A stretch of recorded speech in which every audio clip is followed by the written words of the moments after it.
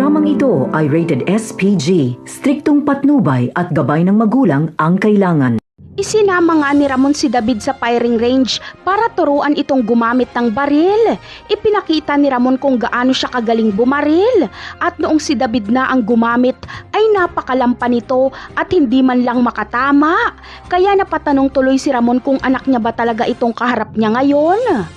Samantala, isasama din ni Ramon si David sa kanilang laboratory. Ituturo niya kay David ang pasikot-sikot sa kanilang negosyo para kapag kaya na ni David ay siya na ang magpapatakbo nito. Ngunit hindi tatanggapin ni David ang negosyong ipapamana sa kanya ni Ramon, bagkus ay gagawa lang siya ng sarili niyang negosyo.